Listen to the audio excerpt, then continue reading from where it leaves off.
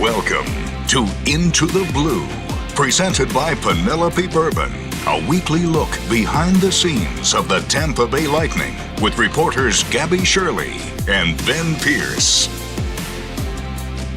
Hello, welcome to another episode of Into the Blue. Ben, this is really weird. I cannot remember the last time you and I recorded this sitting next to each other at Benchmark International Arena. And on a game day. And this on a is game definitely day. a first. Which I don't know. I might have to talk to our producer because I am in a tizzy right now having to put this into my game day routine. It's really throwing me off. I feel good for the fans and the listeners, though. They're probably looking at me like, that's Ben Pierce? Like, yeah, I don't always look like a scrub, so we can make it work. Ben's looking really spiffy right now, guys, for anyone watching. He is in his game day attire. I, unfortunately, didn't even have time to switch out the sweatshirt for a blazer, but I swear I have one on me.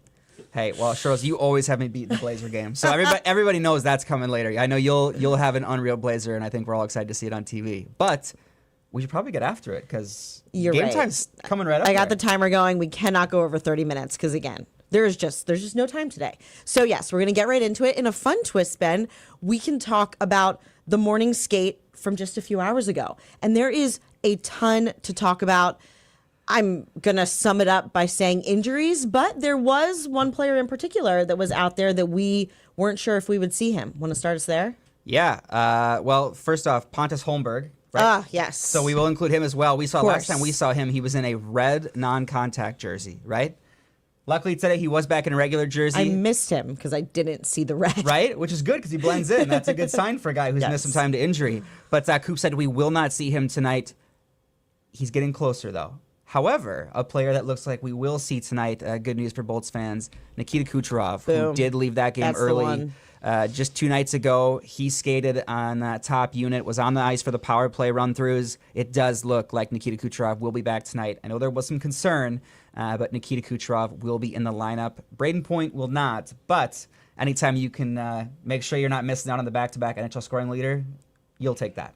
Yeah, well, you mentioned Nikita Kucherov taking reps on the power play. Ben, before John Cooper even confirmed that Braden Point would not be in tonight, we had a feeling because Nick Paul was in his spot on that top unit. So I'm excited to see Nick Paul there. Of course, you don't want to lose Braden Point.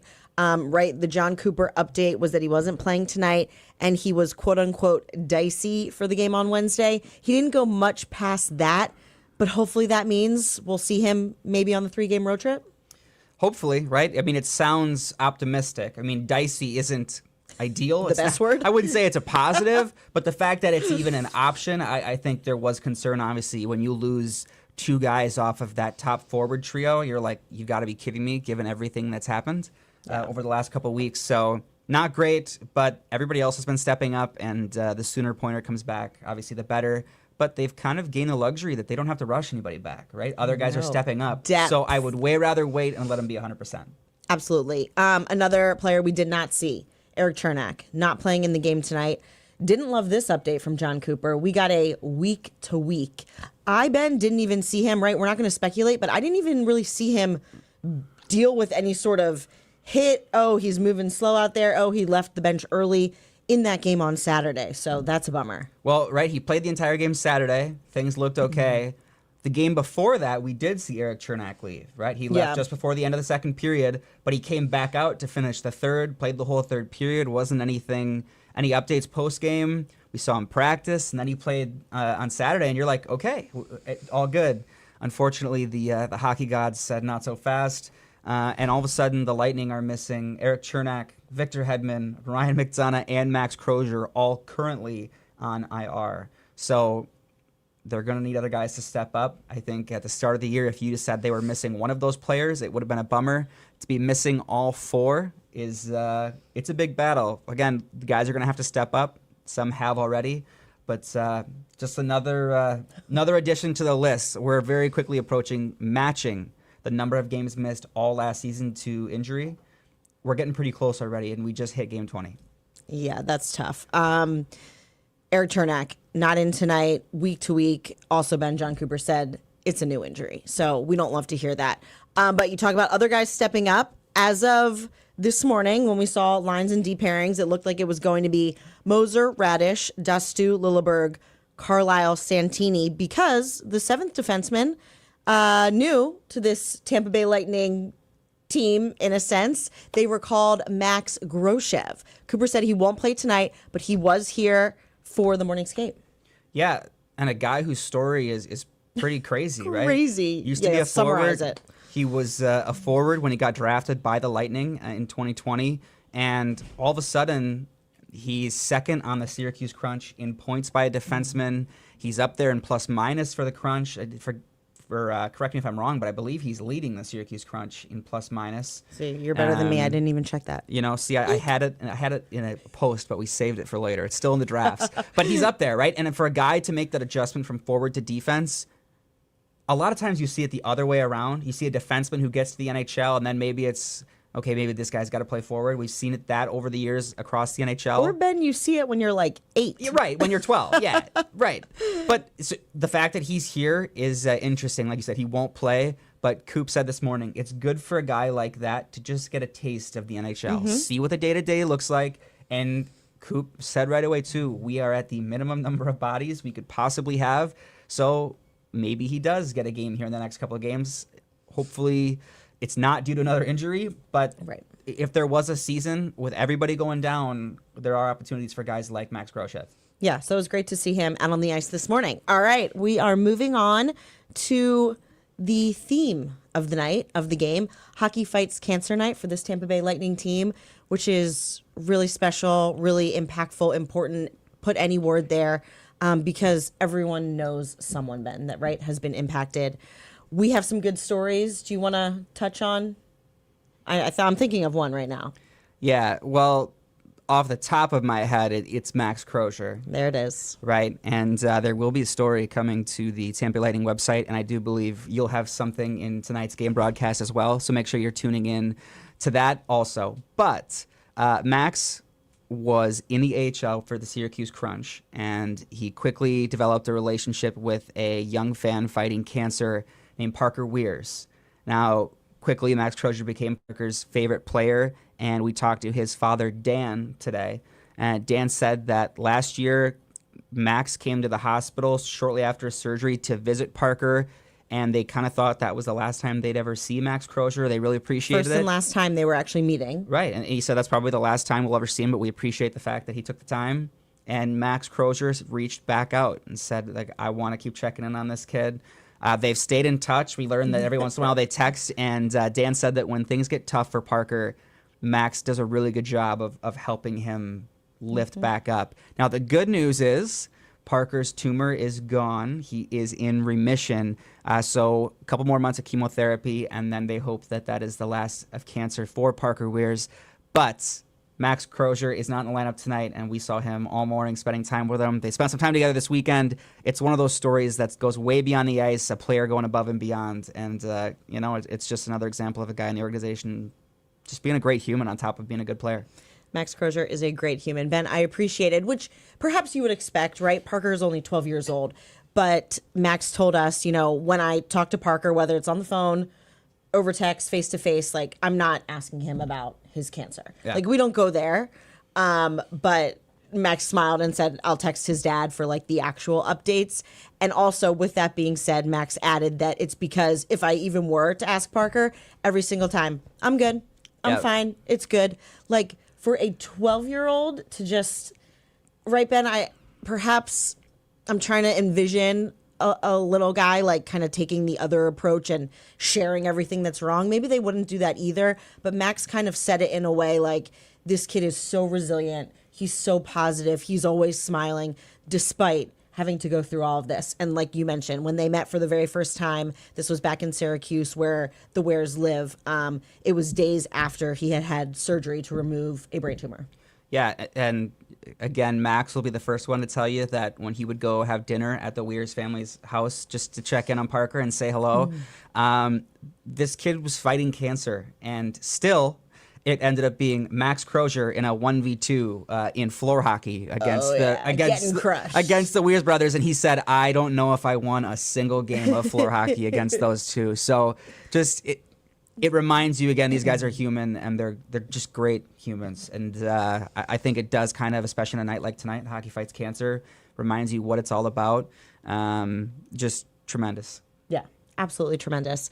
I'm going to give a shout out. I don't think he listens to this, Ben, but I'm hoping to give a shout out on the television broadcast tonight as well. Darren Radish, who we all know and love, a defenseman for the Tampa Bay Lightning. His dad is battling cancer right now. I've gotten to know him over the years. I met him on father's trips. He is one of a kind, big, huge personality, big dude too. If you didn't know him, like you might see him walking down the street and you might cross over to the other side.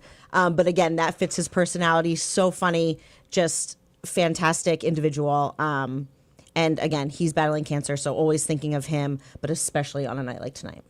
Yeah, it's wonderful. Okay. We're going to transition real quick because this topic won't take us too long. But the Tampa Bay Lightning's upcoming road trip, right? They are here at home again on Wednesday, Ben, and then they hit the road for 3 games against Detroit, the Rangers, and the Islanders. The Lightning have been pretty good on the road this season, huh? 6-2-2. Wait, what? Are you sure? Yes, 6-2-2. That is a 700 points percentage. Oh, my gosh. 4th best in the NHL. Yeah, it's not too shabby. Now, they've only allowed 25 road goals, which is 6th fewest in the NHL. Okay. So, like 25 goals against in, what is that, 10 road games? So 2.5 goals per game to the home team. That's pretty good. That's good math. Hey, I do. I do words for a reason. I'll just put it that way. But you got to listen to me ask a couple of guys this morning, like, what's the secret? What is it about these road games? And both Zemgus Girgensons and JJ Moser said, like, I don't know if you can attribute it to road versus home. They said, I wish we had that success at home right now. But they both said it's just going on the road with the same mentality of we have to bring our best game because we know we're not in our comfort zone. And neither one of them wanted to give too much credit to the team for the road wins. But that's a big deal, right? If you win enough games on the road, a lot of times that's the difference between a playoff spot because every team is at least decent at home when the year ends. Those road wins can really stack up and make a difference. And knock on wood, there are 3 coming this week, including a back-to-back. So that's going to be a challenge. I know you love your back-to-backs. But they stress me out. It's been good this year, and they're going to have to keep that going in the next stretch here. Yes, absolutely. Which, Ben, is a decent segue into our next segment, the Blue Line segment, where we ask you guys for questions. Again, great questions. Ben, I had a tough time choosing today. And just a FYI to everyone out there who writes in, like, I need to do a better job. You can chime in too, heck, of answering all of your questions. Because we only take 2 typically here. But again, so many good ones. I need a reply back. But I said good segue, Ben, because back-to-back games, we typically see an Andrei Vasilevsky and a Jonas Johansson. And there's a question about him from Keith. You want to read it for me? Yes. Keith wants to know, JoJo has become a very reliable second goalkeeper for the Lightning. His range of motion is more big cat-like this year. That's quite a compliment. What a compliment. Has he been working out with Vasi's trainer? Now, Gabby, before you sat down to hit record here, you gave a fun tidbit that I didn't even know. So I will let you take it from here. I think there's a name that fans might recognize. I love this because Ben Pierce knows a lot, guys. Oh. Okay, Johan Holmqvist. He played in 99 NHL games. He was a goaltender, and he played 93 of those games in a Tampa Bay Lightning jersey. Early 2000s, I think it might have been like 6, 7, 7, 8, 7, 8, 6, 8, 7? 9, something like 6, that. 7? 6, 7? How does that work? 6, 7? Oh, God. I wouldn't have Delete remembered that that clip. if Oh, you- my God. Okay, Oh, anyways. no, we're keeping it. Sorry, don't even quote me on the years, but around that time frame. And he trains Jonas Johansson in the offseason in Sweden. I actually met him this offseason because we went to visit Jonas for Bolts Beginnings, Ben. Yep. So that is not out yet. No one get worried that you missed anything. That's coming out. But Johan was amazing. So I'm just looking at my notes here. I took, Keith, your question to JoJo. I knew he wasn't training with Vasi's trainer, but I said, hey, there are constantly questions about your play, you and your play. You've been phenomenal this season. What is different? Did you change anything? Right, Ben? And again, I got to ask him these questions over the summer. I should have already known the answer, but I wanted to double check. He laughed at me. He said, absolutely nothing has changed. However, he pointed to just being 1 year older, more experienced, and more comfortable with his teammates. Right, Ben? I had to go back and look at the stats, but prior to joining the Lightning, he had only 28 NHL starts. So not a ton of experience, and we have just seen him like come into his own and get progressively better and better. You can you chime in with some like numbers here, because I was looking at his stats from this season compared to last season, and they weren't drastically different in just the one line of season to season. Yeah, well, and I think when you look at Johansson too, you have to remember he just signed a fresh 2-year contract with the Lightning, right? Did. Last year, you're trying to stay focused on the hockey, and you never really know. That's hard. Yeah. When you're coming to the end of a contract, you're like, I don't know what the future looks like. So I do think that probably helps him be at ease a little bit, knowing he's here and he has a spot. And we've heard every guy in the locker room this year say, Johansson has won us some games already this year. Yes. And if you look at his numbers, it shows it, because although his save percentage right now is just under 900, that number was really, really skewed by a game. I believe, was it Vancouver? Am I right there, right? Yes. In Vancouver, the Lightning are up 2-1, and all of a sudden things unravel. They gave up 5 goals, and it was a bunch of weird bounces off skates, off sticks. Nobody in the locker room said it was Johansson's fault, and I think anybody who watches that game would probably have the same kind of takeaway. But before that, Jonas Johansson had a 913 save percentage. It was top 10 in the entire NHL. Yeah.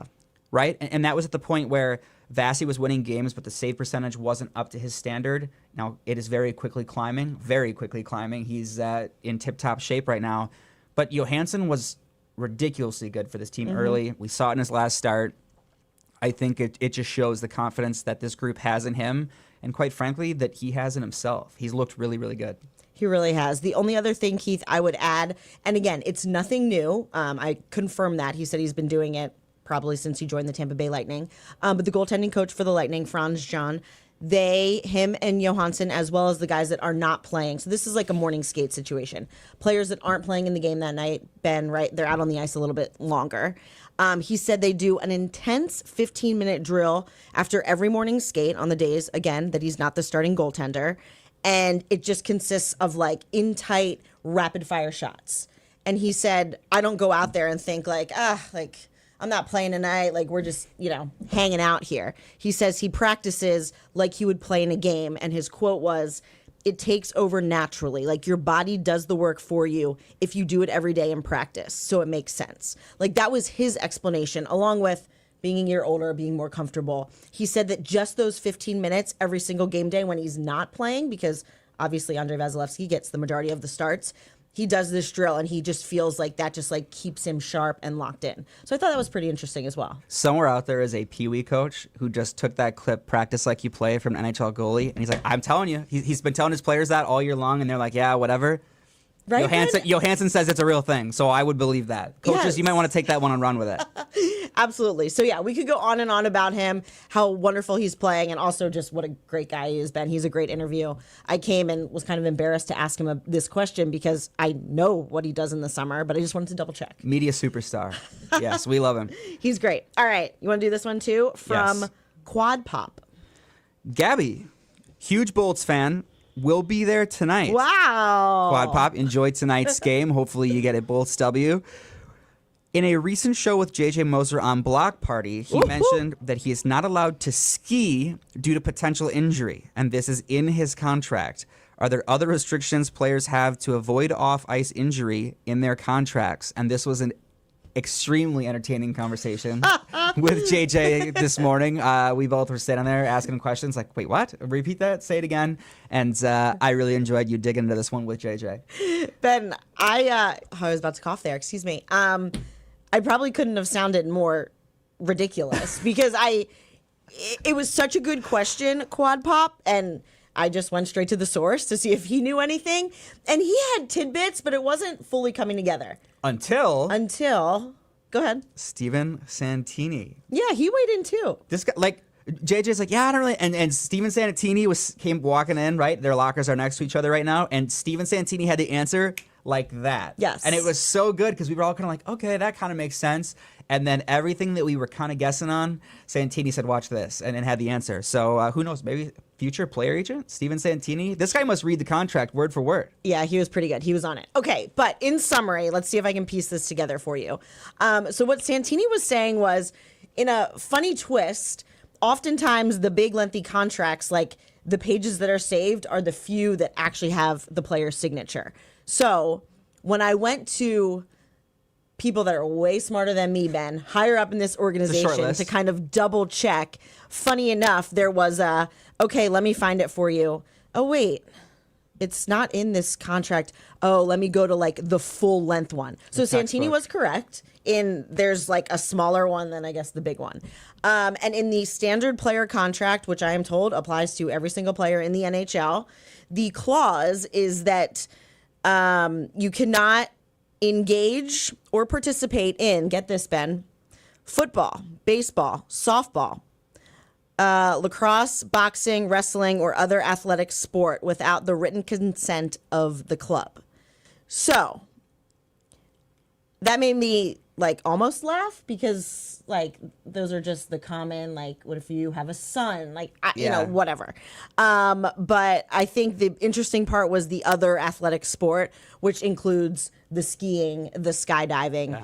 And if you are hurt doing that, typically, unless a team or organization wants you out anyways, they're going to work with you. But it can nullify, void your contract and see you later. Yeah. Well, technically.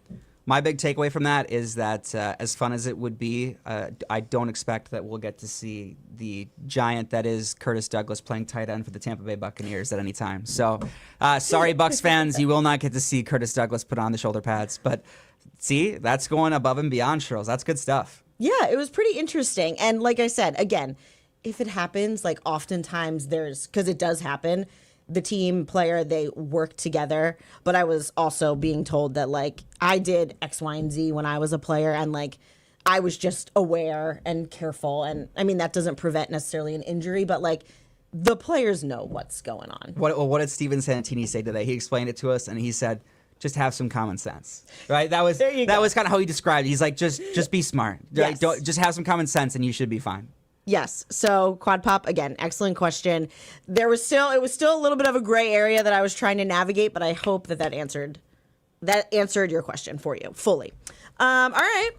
This season, where's our prop, Ben? Oh, trust me, we're ready to rock. This one has the seal on it. That's the ones in my house do not have the seal on it. Yet? Yeah, seriously. I'm at work. Come on now. Penelope Bourbon is a proud partner of the Tampa Bay Lightning. Whether you're cheering at Benchmark International Arena or raising a glass at home, Penelope brings fans together. One pour, one moment, one win at a time. Find us at Publix or here at the arena. Go Bolts. Oh my gosh, I'm panicking because, again, game day. I didn't write a plus or a minus down, so you got to go first. Okay. Because I got to think. All right. Well, my plus is Hockey Fights Cancer Night. Just because. That's a good one. Last year, I remember my first Hockey Fights Cancer Night. Like, it kind of took me by surprise a little bit. I figured, it's just another theme night. And all of a sudden, I'm up in the press box, and they're doing the pregame ceremony, and I'm like, I'm like, wow, my tie's a little tight tonight. I'm getting a little choked up. But my plus is going to go to one of my friends, a former teacher, Brittany Jones, who is 100% cancer-free. And amazing. So congrats to her for beating cancer. She found out she had cancer shortly after getting married this year, and she is now cancer-free. So congrats to Brittany. You are a wonderful human being, and I could not be happier for you or prouder. You did it. So congratulations, and just thinking of everybody who is still in their fight. It's obviously a very daunting battle, but to all you people out there fighting, you are a plus, and you have a lot of support. That was awesome. Charles? Wow. What is your plus? Can't follow up with anything as touching or as meaningful there, but my plus, just off the top of my head, Ben, that game against the Edmonton Oilers, that final sequence, if you will, with Andrei Vasilevsky making those two saves that I still don't understand how he made, no matter how many times I watch or slow it down. Insane. Followed by the Jake Gensel game-winning goal in overtime. That is my plus of the week. I don't know if I've seen a better play in recent memory, right? It's so gross. I haven't used the word gross yet on this. Yeah, you knew it was coming. So gross. That save was insane, and I loved all the videos that have been out on social media of people trying to emulate like the. Oh my gosh, I haven't seen those. Oh, so good. I saw one on NHL Network the other day. I will. But somebody like laying down trying to figure out how you're like already on the ground. No. What did we just talk about with the IR and missing games, I would certainly have to be placed on IR if I tried to make that save. So that's a great plus. Yeah, I mean, it's still just like so vivid in my mind. Amazing. Insane. Okay, now hit us with your minus. Tampa Bay, as much as I love you. I feel like I'm going to be offended. No, I think you'll probably agree with me. Okay. This morning I was driving in and I had the realization that we have officially hit that time of the year. Traffic has doubled. The parking situation is a joke. My minus is that people don't know how to drive. That's fair. And somehow also don't know how to park. And I don't know how you can not know how to drive and then also not know how to park. Like, pick one. Pick a battle, right? Like, pick a side. Perfect one of them. Yes, just one. Like, you can be a terrible driver, but if you park perfectly every time, like, you know what? All right. Win some, you lose some, right? You can't lose both battles because then I'm losing both battles. So that's my minus, is that I think the parking garage has 3 times the cars it did 2 weeks ago. I was on the top floor, and I was here like kind of early. Yeah, insane. And people have been semi-polite, I would say, in that regard. I'm sure that's going to change. So my minus is the traffic. Yeah, you're right. I do agree with you, although I haven't noticed it too much, Ben. But Today was the first day that I was like, this is a joke.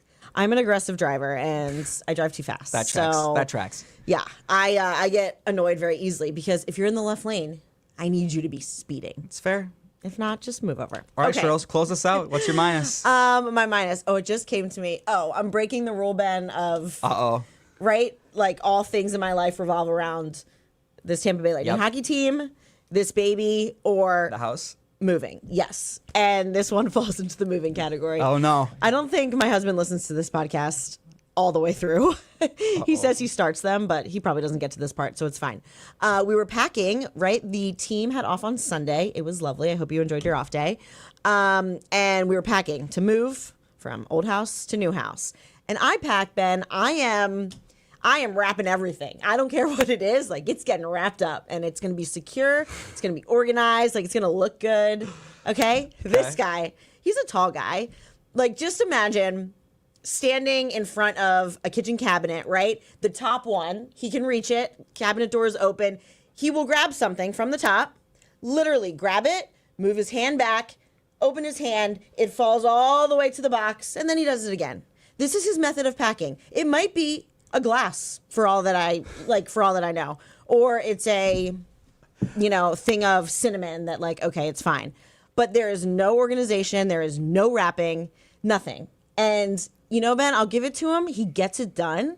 Like, his method of packing was a lot faster than mine, but I had to leave the kitchen. I just had to leave because something terrible was going to happen. We were going to fight, I was going to lose it, I was going to start crying. I don't know. That's my minus. Okay.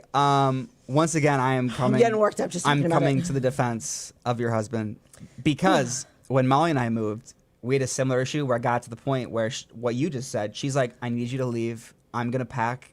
I'm okay if this takes us twice as long because I cannot stand to watch you pack that box. So Molly definitely relates to you. I would say you pack like Clay. It's a valid minus. However, we stand with Clay on this topic because as long as the box is getting packed, what difference does it make?